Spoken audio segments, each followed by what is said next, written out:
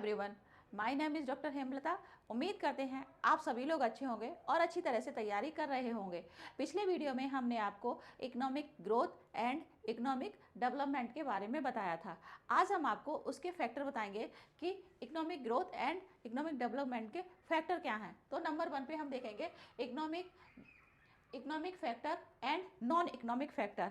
सबसे पहले हम इकोनॉमिक फैक्टर के बारे में बताएंगे कि इकोनॉमिक फैक्टर क्या क्या होते हैं।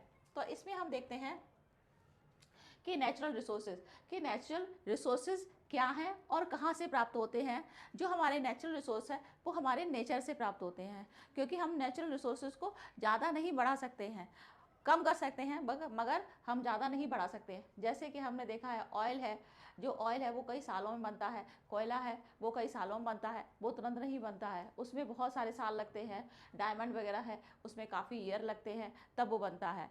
अब हम इसमें देखेंगे कि नेचुरल रिसोर्सेज में क्या क्या आता है। इसमें land, forest, wealth, minerals, climate, water resources. सबसे पहले हम देखते हैं लैंड, क्योंकि हर कंट्री की लैंड एक लिमिटेड है। ऐसा नहीं है कि लैंड बहुत सारी है। लैंड जितनी है ना हम उसको कम कर सकते हैं और ना हम ज़्यादा कर सकते हैं। लैंड में हम ये देखते हैं कि उस लैंड में हम कितना प्रोडक्शन कर सकते हैं और हम उसको ज़्यादा से ज़्यादा प्रोडक्शन करने की कोशिश करते हैं, क्योंकि लैंड का हम एरिया को नहीं बढ़ा सकते हैं, लेकिन नए नए तरीक़ा से और नए नए चीज़ों से इनोवेट करके हम उस चीज़ को ग्रोथ में कन्वर्ट कर सकते हैं। तो लैंड है। सेकंड है नेचुरल रिसोर्सेज में फॉरेस्ट। जो हमारे एक वन वगैरह हैं वो भी एक नेचर से बने हुए हैं, क्योंकि जो नेचर है उसी वैसे ही वो बने हुए हैं। उसमें उसको नेचर को फॉरेस्ट बनने में भी कई साल लगते हैं। वहाँ का नेचर कैसा है कैसा नेचर नहीं है, हर कंट्री का एक नेचर अलग अलग होता है। डिफरेंट कंट्री डिफरेंट टाइप का नेचर होता है।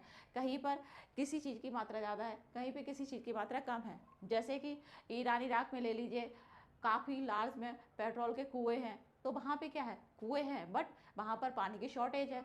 पानी की शॉर्टेज होने की वजह से वहाँ पर लोग अपना जो पेट्रोल है वो एक्सपोर्ट करते हैं। रिटर्न में उनको जब पैसा गेन होता है वो अपना कम पानी में या जैसे भी यूज़ करते हैं। देन हम देखते हैं वेल्थ, क्योंकि वेल्थ को हम ये देखेंगे नेचुरल रिसोर्स। अगर जहाँ पर नेचुरल रिसोर्स अच्छा होता है वहाँ की वेल्थ भी अच्छी होती है। अगर हमारे किसी कंट्री में नेचुरल रिसोर्सेज की शॉर्टेज है तो वहाँ की वेल्थ भी अच्छी नहीं होगी।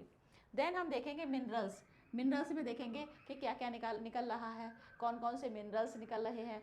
तो जैसे लोहा है, तांबा है, पीतल है, बहुत सारी चीज़ें हैं जो ज़मीन के अंदर निकलते हैं। जहाँ मिनरल्स की मात्रा अधिक होती है और वहाँ पे उस कंट्री का भी डेवलपमेंट अच्छी तरह से होता है। Then climate, water. तो हम देखेंगे कि किसी भी कंट्री का क्लाइमेट कैसा है, वहाँ का पानी कैसा है, कि वहाँ पे पानी की मात्रा कितनी है, कम है, ज़्यादा है। वहाँ पर उसके अकॉर्डिंग ही जो प्रोग्रेस है वो इकोनॉमिक ग्रोथ होती है। देन हम देखेंगे रिसोर्सेज। ये सारी चीज़ें हमारे रिसोर्सेज में आती है, क्योंकि ये सारी चीज़ें जिस कंट्री में होती हैं वहाँ की कंट्री एक डेवलप कहलाती है।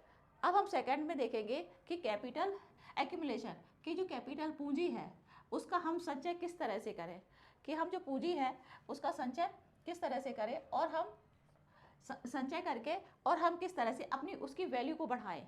क्योंकि जो एक कैपिटल है वो लिमिटेड है, उस लिमिटेड में किस तरह से ज़्यादा प्रोडक्शन कर सकें। तो सबसे पहले क्या करते हैं, ये देखते हैं कि कैपिटल क्या है, कैपिटल को देखते हैं। देन उसकी करंट अमाउंट देखते हैं कि कोई भी प्रोडक्ट बन रहा है, जैसे कि ये पेन बना रहे हैं, ये हम 1000 का बना रहे हैं लेकिन हमको इसमें 5000 का प्रॉफिट हो रहा है। तो हम प्रॉफिट मिलेगा तभी हम उस चीज़ को क्या करेंगे, हम उसकी वैल्यू देख के उसमें इन्वेस्टमेंट करेंगे। क्योंकि बिना प्रॉफिट के कोई भी कंट्री है, कोई किसी चीज़ का प्रोडक्शन करती है तो वो उसमें इन्वेस्ट नहीं करती है। हर कंट्री ये देखती है कि प्रॉफिट कितना है, प्रॉफिट मार्जिन के अकॉर्डिंग ही उसमें वो यूज़ करती है। इसमें आएगा कैपिटल एक्यूमुलेशन में आएगा कैपिटल मीन्स स्टॉक प्रोग्रेस। इसमें फिजिकल प्रोग्रेस देखेगा कि जो कैपिटल स्टॉक है वो किस तरह से फिजिकल अपने को लगाते हैं और उसमें रिस्पॉन्सिबल होते हैं, कि जो अपनी रिस्पॉन्सिबिलिटी से और उसको अच्छी से अच्छी तरह से बनाने की कोशिश करते हैं। कि हम अपना कोई भी स्टॉक है, किसी चीज़ का स्टॉक है, जैसे कि आपने देखा होगा कि जो चिप्स की कंपनी है, ठीक है, तो उसमें ये होता है कि स्टॉक कर लेते हैं, आलू का क्या करते हैं, स्टॉक कर लेते हैं। स्टॉक करके वो फिजिकल फिर उसको उसको दोबारा उसको यूज़ करके और उसमें प्रोडक्शन करते हैं, उसको बनाते हैं, पहले छीलेंगे फिर उसका साफ़ करके उसको चिप्स के रूप में बनाते हैं। तो इसमें देखेंगे कि किस तरह से हम कोई भी है रॉ मटेरियल को स्टॉक कर लेंगे, फिर हम उसको एक फैक्ट्री में ले जाएंगे, फिर उसका प्रोडक्शन करेंगे।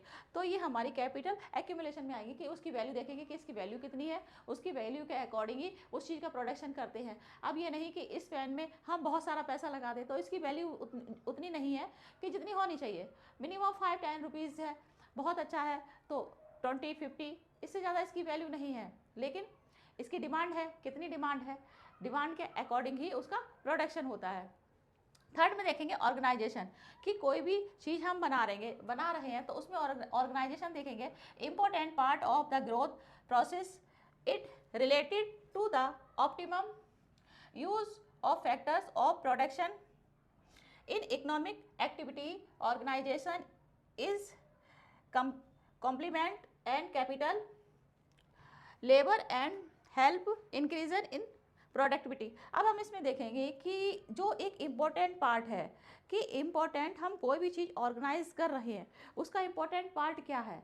तो हम सबसे पहले देखेंगे कि इम्पॉर्टेंट पार्ट कि किस तरह से ग्रोथ हो रही है और वो किस तरह से प्रोसेस में आ रही है। ग्रोथ होने के बाद वो किस तरह से प्रोसेस में आ रही है, हम उसको देखेंगे।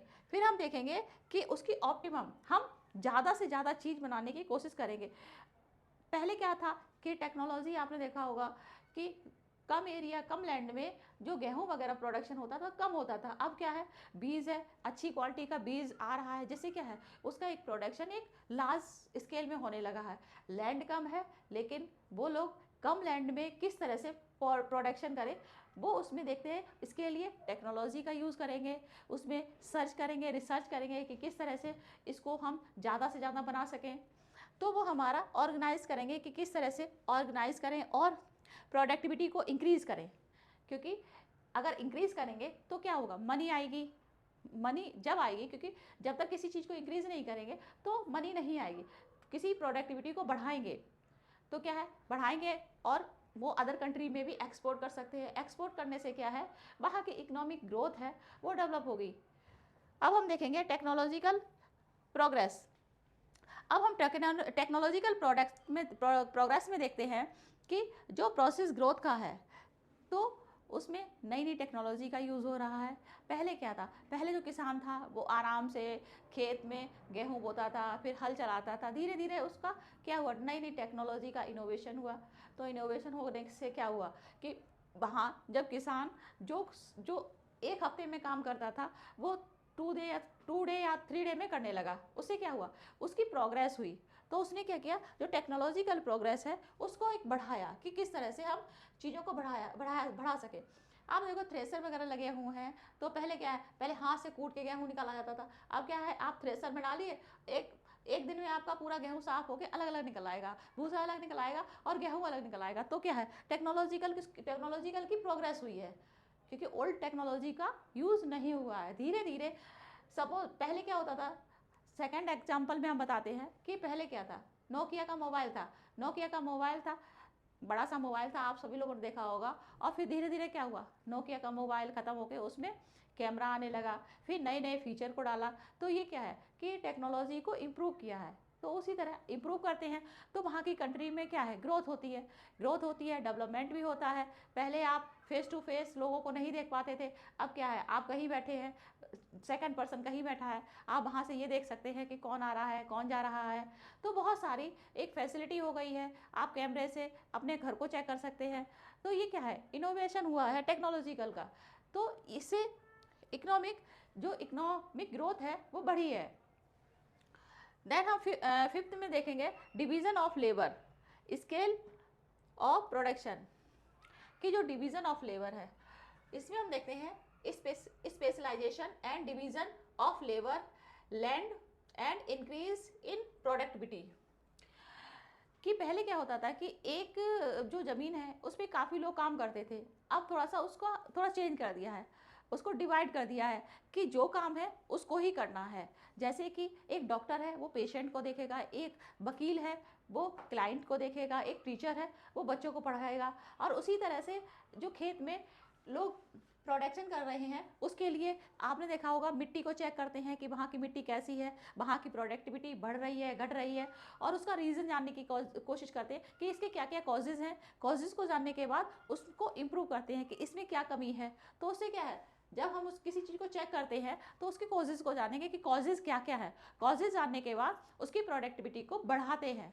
देन हम 5th 6th में देखेंगे स्ट्रक्चरल चेंज, कि जो एक क्लाइमेट में क्या क्या चेंज आ रहे